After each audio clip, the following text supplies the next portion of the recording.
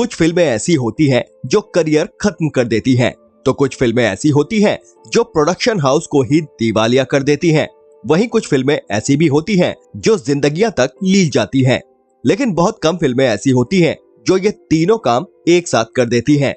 आज के इस वीडियो में हम एक ऐसी ही फिल्म की बात करने जा रहे हैं जिससे जुड़े तमाम लोगों को मौत ने दबोच लिया, और ये सब हुआ सिर्फ एक आदमी की सनक की वजह से।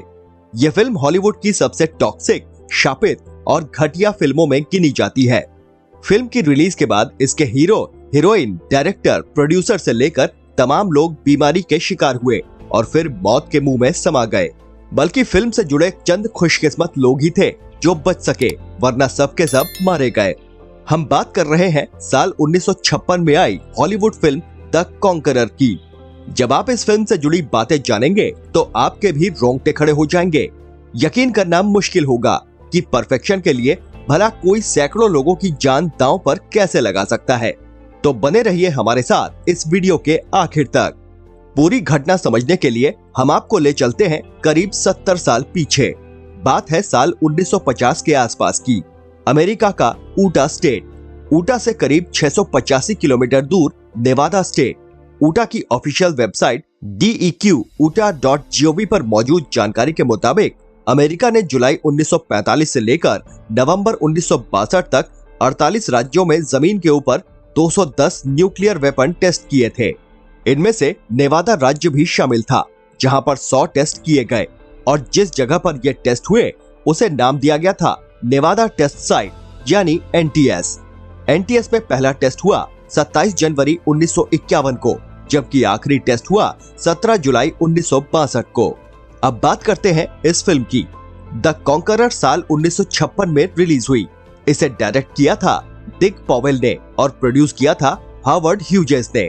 फिल्म में चंगेज खान का रोल प्ले किया था जॉन वेन ने, और उनके अपोजिट थी Susan Hayward. Producer Hughes film को एकदम रियलिस्टिक और परफेक्शन के साथ बनाना चाहते थे। ह्यूजेस ने तय किया कि फिल्म की शूटिंग ऊटा में स्नो कैनियन में की जाएगी। यह जगह नेवादा टेस्ट साइट यानी NTS से महज 220 किलोमीटर की दूरी पर ही थी, जहां पर हाल ही में न्यूक्लियर वेपन टेस्ट भी हुए थे। ह्यूजेस और पॉवेल दोनों को ही इस बारे में पता था, लेकिन वहां मौजूद रेत उन्हें अपनी कहानी के हिसाब से शूटिंग के लिए एकदम मुफीद लग रही थी। हालांकि फिल्म की कास्ट वहां जाने के लिए तैयार नहीं थी, लेकिन ह्यूजेस और पॉवेल ने लोगों को समझाया कि ज्यादा रियल शॉट्स, परफेक्शन और कहानी की डिमांड की वजह से उस जगह पर शूटिंग करनी जरूरी है। हालांकि सरकार ने भी लोगों को भरोसा दिलाया था कि इन टेस्ट से वहां के लोगों के स्वास्थ्य पर किसी तरह का कोई बुरा प्रभाव नहीं पड़ेगा। साल 1954 में इस फिल्म की शूटिंग शुरू हुई थी। फिल्म की पूरी टीम को लगातार 13 हफ्तों तक ऊटा के स्नो कैनन, पाइन वैली और हैरिसबर्ग जैसी जगहों पर रहना था। लगातार हो रहे न्यूक्लियर टेस्ट के चलते जहरीली हवा पूरे माहौल में फैल चुकी थी। यह जहर वहां की मिट्टी में भी बैठ चुका था। क्योंकि फिल्म की शूटिंग खुले में चल रही थी, इसलिए खाना पीना भी खुले में ही होता था, यानी खाने पीने के जरिए भी ये सब इन्फेक्टेड होते रहे।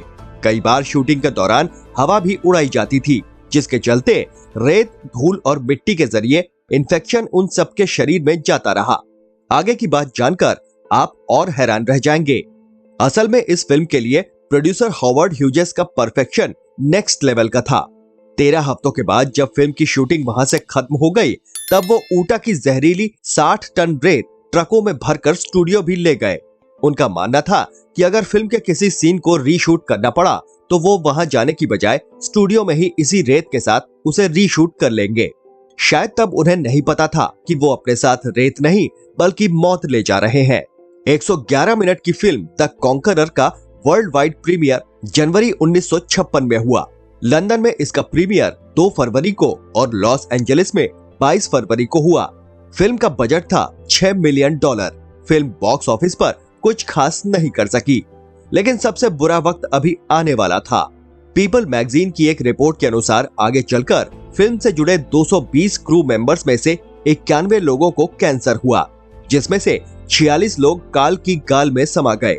सबसे दुखद बात यह रही कि फिल्म के सेट पर मौजूद कलाकारों के फैमिली मेंबर्स भी कैंसर की चपेट में आ गए। कैंसर के सबसे पहले शिकार बने फिल्म के डायरेक्टर डिक पॉवेल। साल 1963 में पॉवेल की मौत कैंसर से हो गई।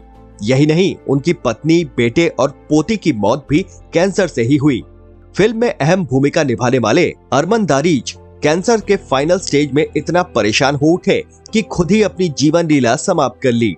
जॉन वेन को पेट का कैंसर, लीड हीरोइन एग्नेस को यूटेराइन कैंसर हुआ। इसके अलावा भी फिल्म से जुड़े तमाम कास्ट एंड क्रू मेंबर्स को कैंसर ने इस कदर दबोचा कि उनकी आखिरी सांस लेकर ही छोड़ा। हालांकि ऐसा नहीं है कि इन लोगों को फिल्म की शूटिंग के तुरंत बाद ही कैंसर हो गया हो। पॉवेल की मौत जहां 1963 में हुई थी, वहीं हायत की मौत साल 1991 में हुई थी। भले ही इन मौतों की वजह ऊटा के पास न्यूक्लियर टेस्ट और उसके खतरनाक असर का होना माना जाता रहा हो, लेकिन पुख्ता तौर पर ऐसा प्रमाणित भी नहीं हुआ। फिल्म के लीड एक्टर जॉन वेन बहुत ज्यादा स्मोक किया करते थे। वेन और उनकी पत्नी पिलर पैलेट दोनों ने ही वेन की हैवी स्मोकिंग की आदत को ही कैंसर होने की वजह माना। इस कंट्रोवर्सी का फिल्म के प्रोड्यूसर ह्यूजेस पर गहरा असर पड़ा। वो इन मौतों के लिए खुद को जिम्मेदार मानने लगे। उन्हें 2 गलतियों का पछतावा रहा। सबसे पहले तो शूटिंग के लिए ऊटा का सिलेक्शन और दूसरी ऊटा से रेडियो एक्टिव मिट्टी स्टूडियो तक ले आना। उन्हें इस कदर सदमा लगा कि उन्होंने इस फिल्म के सारे प्रिंट $12 मिलियन में खुद ही खरीद डाले। यानी $6 मिलियन तो उन्होंने फिल्म बनाने में खर्च कर दिए और फिर उससे 2 गुने में उसके प्रिंट खरीदे। वो शायद दुनिया के पहले प्रोड्यूसर थे जो चाहते थे कि कोई भी उनकी फिल्म को ना देखे।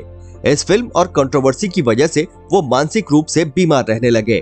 उन्होंने अपने आप को घर में कैद कर लिया। वो अपने आखिरी दिनों में इसे ही लगातार बार बार देखा करते।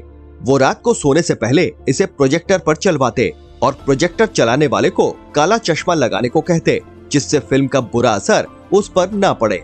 फिल्म ने बॉक्स ऑफिस पर 4.5 मिलियन की कमाई की थी। इतना तगड़ा नुकसान ह्यूजेस का स्टूडियो RKO पिक्चर्स झेल नहीं सका और फिल्म की रिलीज के अगले ही साल बंद हो गया। ह्यूजेस को कास्ट एंड क्रू से जुड़े तमाम लोगों की मौत का ऐसा सदमा लगा कि उनकी मौत हो गई। विडंबना ये है कि जिस समय उनकी मौत हुई उस समय भी वो यही फिल्म देख रहे थे। उनकी मौत के 3 साल बाद साल 1979 में यूनिवर्सल ने इस फिल्म के राइट्स खरीद लिए। यूनिवर्सल ने इस फिल्म को दोबारा साल 2012 में DVD के जरिए रिलीज किया। परफेक्शन अच्छी बात है, लेकिन उसके लिए हद से बाहर जाना समझदारी कतई नहीं। शायद ये परफेक्शन की ही चाहत थी जो इस फिल्म की यूनिट को मौत के मुंह में खींच ले गई। दोष उन जिम्मेदारों का भी है जिन्होंने फिल्म मेकर्स को ये भरोसा दिलाया कि वो जगह शूटिंग के लिए सेफ है। फिल्मी दुनिया के इतिहास में ऐसी फिल्म की मिसाल मिलना नामुमकिन है जिससे जुड़े तमाम लोग इस तरह मौत के मुंह में समा गए हों। आपको इस वीडियो में दी गई जानकारी कैसी लगी, हमें कमेंट बॉक्स में जरूर बताएं। वीडियो अच्छा लगा हो तो लाइक करें और ज्यादा से ज्यादा शेयर करें। चैनल पर नए हैं तो सब्सक्राइब करें। फिर मिलेंगे एक नए वीडियो के साथ। नमस्कार।